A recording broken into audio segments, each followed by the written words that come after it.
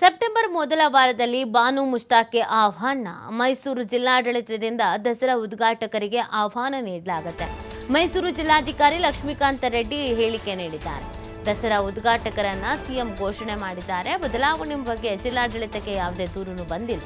ಹೀಗಾಗಿ ಜಿಲ್ಲಾಡಳಿತದಿಂದ ಉದ್ಘಾಟಕರಿಗೆ ಆಹ್ವಾನ ನೀಡುತ್ತೇವೆ. ಮೈಸೂರು ಜಿಲ್ಲಾಧಿಕಾರಿ ಲಕ್ಷ್ಮೀಕಾಂತ ರೆಡ್ಡಿ ಈ ಬಗ್ಗೆ ಮಾಹಿತಿಯನ್ನು ಹಂಚಿಕೊಂಡಿದ್ದಾರೆ.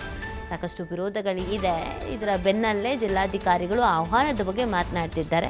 ಹಿಂಗಿದೆಯಲ್ಲ ಸರ್, ದೂರೆಲ್ಲ ಬರ್ತಿದೆಯಲ್ಲ ಅಂದರೆ ಇಲ್ಲ, ನಮಗೆ ಯಾವುದು ದೂರು ಬಂದಿಲ್ಲ ಅಂತ ಅವ್ರು ಹೇಳಿದ್ದಾರೆ. ಅವರನ್ನ ಜಿಲ್ಲಾಡಳಿತ ಪರವಾಗಿ ಗೌರವಪೂರ್ವಕವಾಗಿ ಇನ್ವೈಟ್ ಮಾಡ್ಕೊಂಡು ಬರ್ತಾರೆ.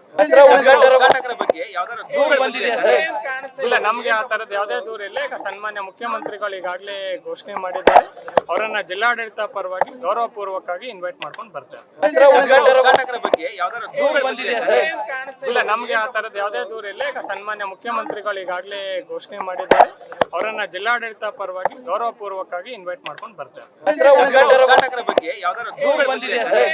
ಇಲ್ಲ, ನಮ್ಗೆ ಆ ತರದ ಯಾವುದೇ